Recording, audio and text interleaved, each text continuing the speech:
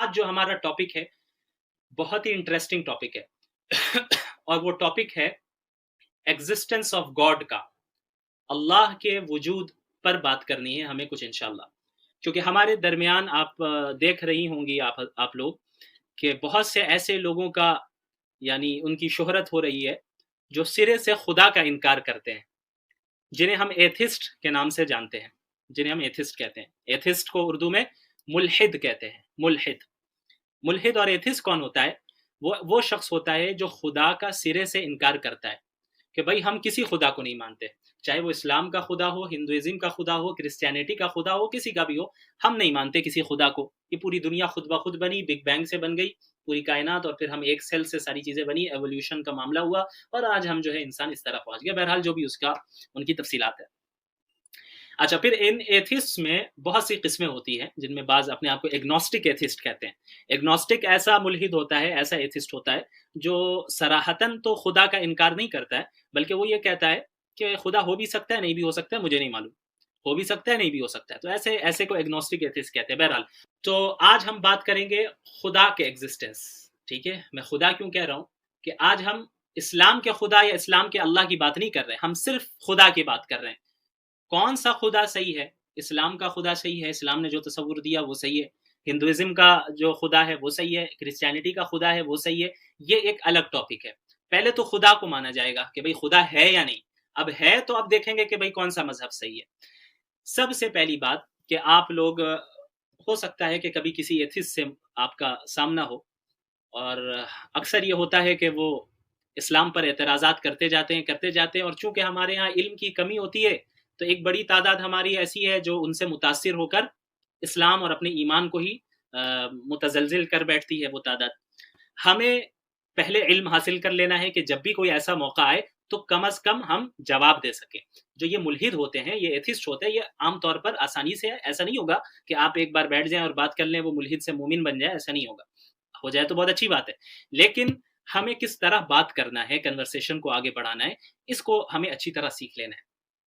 چلیے، میں نے بتایا کہ ایک ایتھسٹ جب آپ سے بات کرتا ہے تو سب سے پہلے وہ کیا کرتا ہے آپ کو معلوم ہے؟ وہ اسلام کے مختلف احکامات پر اعتراضات کرتا ہے کہ بھائی اسلام میں تو ایسا ہے، اسلام میں تو طلاق کا ایسا مسئلہ ہے، اسلام میں تو حجاب کا یہ مسئلہ ہے، اسلام میں تو ایک سے زائد شادیوں کا مسئلہ ہے، اسلام میں تو یہ ہے تو وہ ہے، قرآن میں یہ ہے تو وہ ہے۔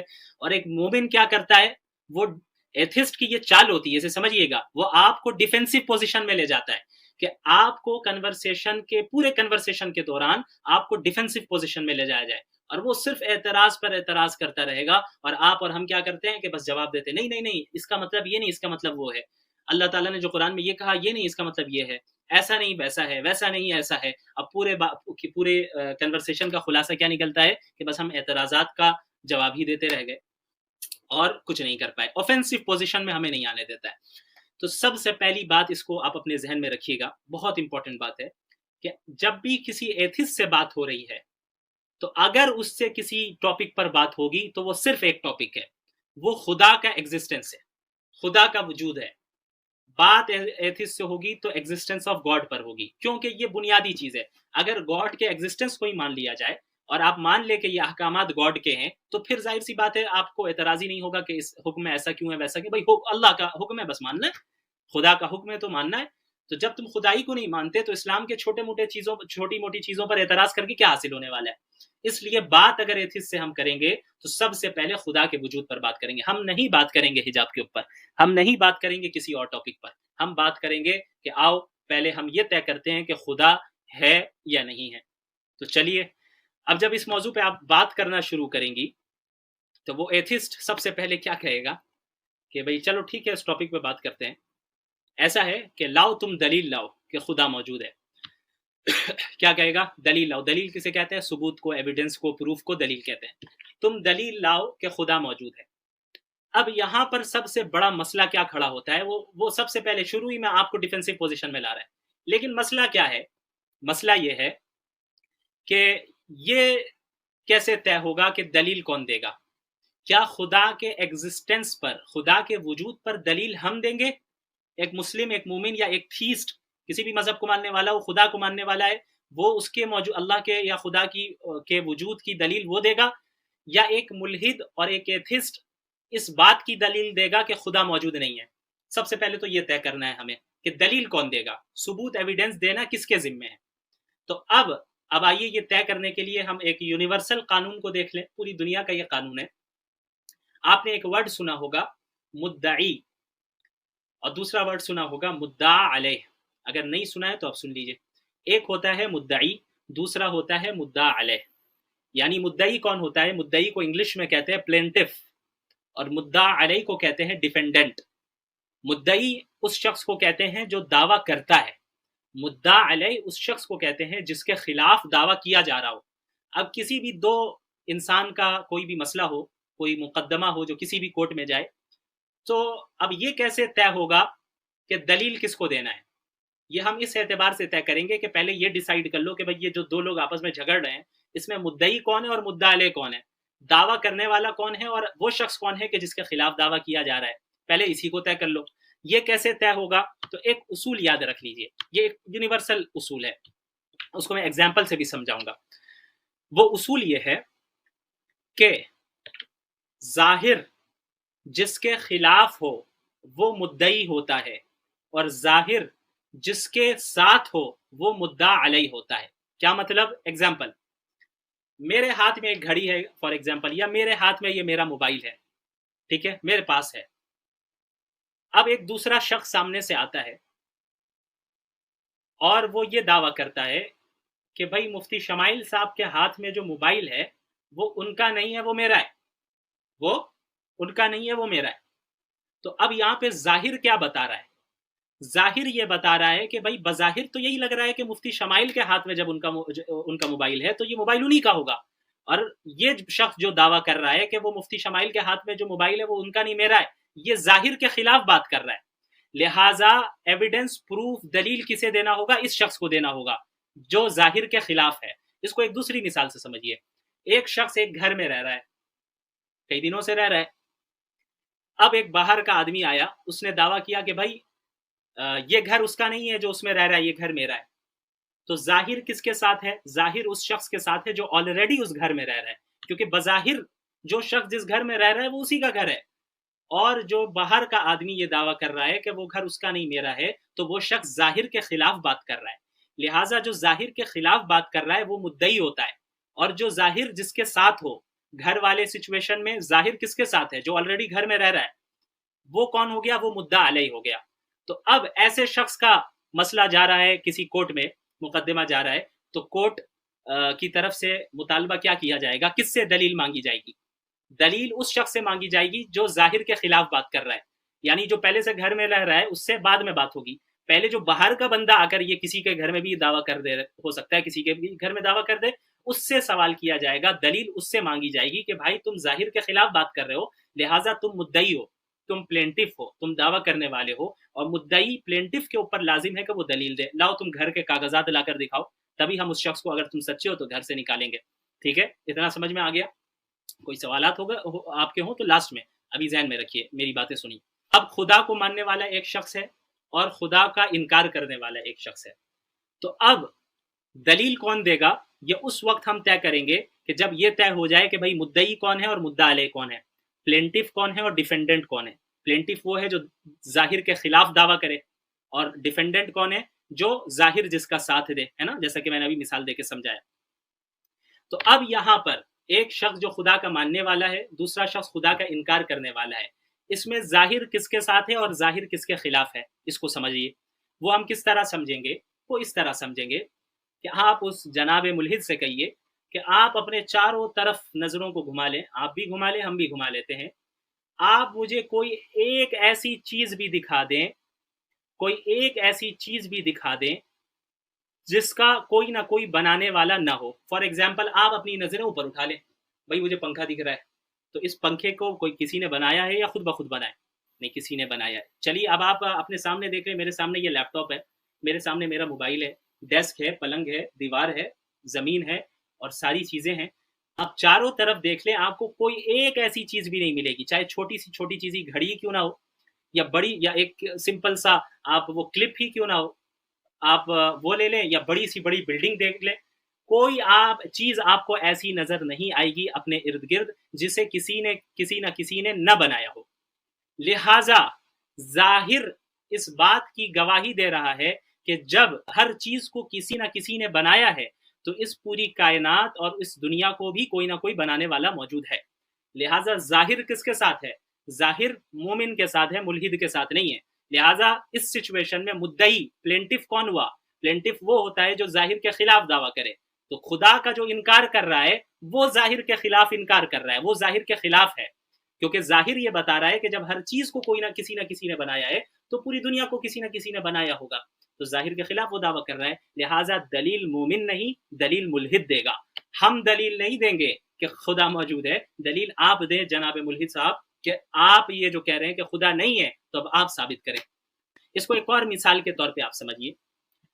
اب ہم ایک مومن اور ایک ملحد صاحب دونوں چلیں گے ریگستان میں یا کسی صحرا میں چلے گئے، اور ایسی جگہ پہ چلے گئے یعنی ایسے ریگستان میں، صحرا میں، جہاں پر میرے یعنی مومن اور جناب ملحد ایتھسٹ کے علاوہ اور کوئی نہیں ہے، بس ہم دو ہیں اور کوئی نہیں ہے. لیکن جب ہم دو وہاں پہنچتے ہیں تو ہم دونوں کو انسانوں کے فٹ پرنٹس نظر آتے ہیں. ریگستان میں ریت پر انسانوں کے فٹ پرنٹس نظر آتے ہیں. تو جو ملحد ہے، اگر انسان نظر نہیں آ رہا ہے، جس کے وہ پیروں کے نشان ہے وہ نظر نہیں آ رہا ہے، لیکن پیروں کے نشانات نظر آ رہے ہیں، مجھے بھی نظر آ رہے ہیں اور ملحد صاحب کو بھی نظر آ رہے ہیں. اب جو میں مومن ہوں، میں تو یہ کہہ دوں گا بھائی یہ نشانی، یہ پیروں کا جو نشان ہے، یہ جو فٹ پرنٹس ہے، یہ اس بات کی گواہی دے رہے ہیں کہ ہم دو کے علاوہ بھی کوئی اس ریگستان میں تھا یا ہے. جناب ملحد صاحب کہہ رہے ہیں کہ نہیں، یہ فٹ پرنٹس خود بخود بنے. تو اب یہاں پر دلیل کون دے گا؟ بھائی وہ دیں گے کہ بھائی بیوقوفی والی باتیں نہ کرو، یہاں انسان کے پیروں کے نشان ہے تو ہم تو ابھی آ رہے ہیں، پہلے سے کوئی نہ کوئی ہوگا تبھی تو نشان ہے. اگر تمہاری بات صحیح ہے تو تم دلیل لاؤ. اب تم دلیل کس طرح دو گے تمہاری ذمہ داری ہے. چاہو تو پورے ریگستان میں سفر کرو، گھومتے پھرو کہ بھائی کوئی تیسرا مل رہا ہے کہ نہیں مل رہا ہے، یا پھر تم سائنٹیفکلی پروف کرو کہ ریگستان میں اسی طرح ہر جگہ انسانوں کے فٹ پرنٹس خود بخود نکل آتے ہیں. ظاہر نہیں کر سکتا وہ انسان. ٹھیک اسی طرح پوری دنیا اور پوری کائنات کے اندر ایک ایک مخلوق اسی فٹ پرنٹ کی طرح ہے. جس طرح وہ فٹ پرنٹ اس بات کی گواہی دے رہے ہیں، وہ فٹ پرنٹس، وہ نشانات کہ کوئی نہ کوئی انسان اور بھی گزرا ہے یہاں سے، اسی طرح اس پوری کائنات کے اندر ایک ایک مخلوق اس بات کی گواہی دے رہی ہے کہ اس ڈیزائن کو کسی نہ کسی ڈیزائنر نے بنایا ہے. کون ڈیزائنر ہے؟ بات کی بات ہے. ابھی پہلے ڈیزائنر کو مانو، ابھی پہلے تم خدا کو مانو. کیسے ہم سمجھے؟ اب آپ دیکھیں پوری کائنات، یونیورس کا سسٹم، پوری کائنات کا سسٹم اتنا کمپلیکس اور اتنا پیچیدہ سسٹم ہے کہ بڑے سے بڑے سائنٹسٹ، ابھی حال میں ہی جس کا انتقال ہوا، اسٹیفن ہاکنس، وہ خود ملحد تھا. وہ کیا تھا؟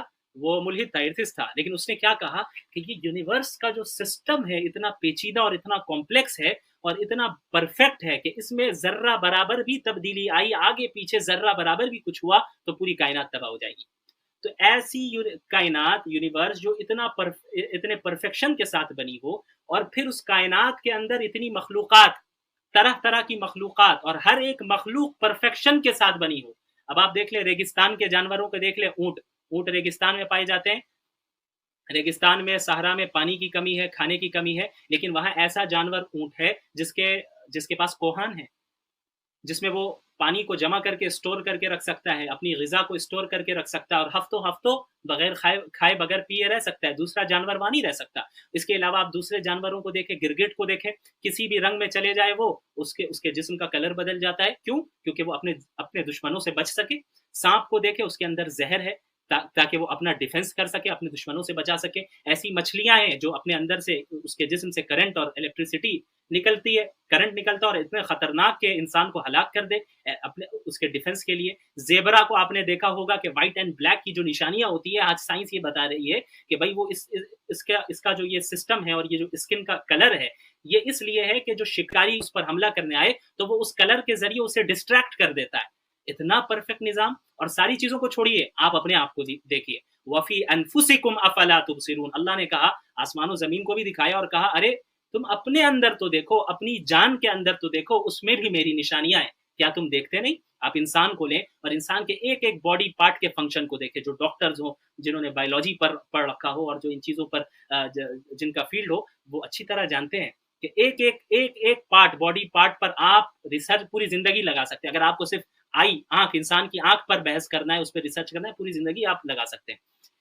اتنا پرفیکٹ نظام. اور پھر ان مخلوقات کو زندہ رہنے کے لیے اللہ نے کھانے پینے کا کس طرح نظام کیا کہ ایپل کا الگ ٹیسٹ ہے، مینگو کا الگ ٹیسٹ ہے. ایسا کیوں نہیں ہو گیا کہ مینگو کا ٹیسٹ ایپل میں ہوتا اور کبھی ایپل کا ٹیسٹ مینگو میں آ جاتا؟ اچھا، ہمیں آکسیجن کی ضرورت ہے اور ہم ساتھ ہی ساتھ کاربن ڈائی آکسائڈ کو بھی باہر نکال رہے ہیں. اتنے انسان ایک ساتھ کاربن ڈائی آکسائڈ کو باہر نکال رہے ہیں اور آکسیجن کو اندر لے رہے ہیں، تو اب تک تو پوری دنیا سے آکسیجن کو ختم ہو جانا چاہیے تھا. کیا ایسا ہوا؟ نہیں ہوا. کیوں؟ ہم جو کاربن ڈائی آکسائڈ نکال رہے ہیں، پیڑ پودے اسے جذب کر لیتے ہیں اور ہمارے لیے نیو آکسیجن دے دیتے ہیں. اسی طرح پانی کی کمی ہمارے یہاں نہیں ہوتی ہے. پانی کس طرح آسمان میں ویپر کی شکل میں اوپر اٹھتا ہے، پھر بارش برستی ہے، جو پورا واٹر سائیکل ہے. بتانے کا مقصد یہ ہے کہ پورے ایک ایک چیز کو آپ دیکھ لیں، پوری کائنات کے ایک ایک چیز کو، ہر نظام میں اتنا آپ کو پرفیکشن نکلے گا. ایسا ہو نہیں سکتا کہ یہ ایسا ڈیزائن ہے جسے کسی ڈیزائنر نے نہ بنایا، ایسا ہو نہیں سکتا. تو ظاہر یہی بتا رہا ہے کہ اس پوری کائنات کو کسی نہ کسی نے ڈیزائن کیا ہے. اب وہ ڈیزائنر کون ہے؟ یہ بات کی بات ہے، کسی نہ کسی نے ڈیزائن کیا ہے. لہٰذا خدا کا انکار کرنے والا، اس کائنات کے ڈیزائنر کا انکار کرنے والا ظاہر کے خلاف بات کر رہا ہے. لہٰذا دلیل وہ شخص لا کر دے گا. دلیل ہم مومن لا کر نہیں دیں گے. ہمارے پاس دلیلوں کے یعنی سمجھیے بھرے پڑے ہیں ہمارے پاس دلائل، الحمدللہ. تو یہ ایک اس ٹاپک کے متعلق چند یہ تمہیدی بات تھی. ابھی اس ٹاپک کو مزید ہمیں لے کر چلنا ہے اور یہ بہت انٹرسٹنگ ٹاپک ہے، کیونکہ آج مسلمانوں میں الحاد، ایتھزم بہت زیادہ پھیل رہا ہے. آج اسلام کو ہندوازم سے کوئی ٹکرانے کی ضرورت نہیں ہے. ہندوازم کو اسلام نے بہت پہلے مغلوب کر دیا ہے. کرسچینٹی پر اسلام بہت پہلے غالب آ چکا ہے. اس دنیا کے تمام مذاہب پر اسلام غالب آ چکا ہے، اپنے دلائل کی روشنی میں غالب آ چکا ہے، اپنے لاجک کے اعتبار سے غالب آ چکا ہے. اسلام کی حقانیت سورج کی روشنی کی طرح واضح ہے. آج جو ہمارا ٹکراؤ ہے، آج ویسٹرنائزیشن سے ہے، آج ویسٹ سے آنے والی تمام فتنوں سے ہے، جن میں ایک بہت بڑا فتنہ ایتھزم کا ہے.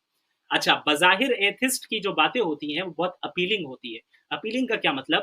وہ سائنس کی آڑ لے کر جو ہے نا بہت سی ایسی باتیں کرتا ہے کہ لگتا ہے کہ بھئی ہاں بات تو صحیح کر رہا ہے، اپیلنگ ہوتی ہے، لیکن اس کی باتیں بڑی کھوکھلی ہوتی ہیں، یہ یاد رکھیے. اور وہ سائنس کی آڑ لیتا ہے. اور اس بات کو ہمیشہ اپنی ذہن میں بیٹھا لیجئے کہ سائنس مذہب کی مخالف نہیں ہے، سائنس مذہب کی مؤید ہے.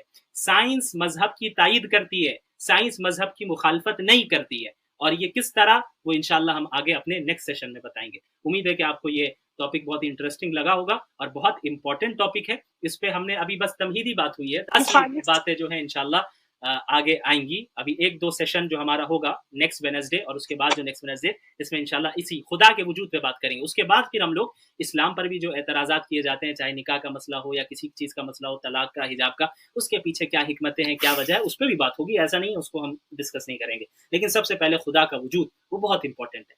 سبق پھر پڑھ صداقت کا، عدالت کا، شجاعت کا، لیا جائے گا تجھ سے کام دنیا کی امامت کا. سبق پھر پڑھ صداقت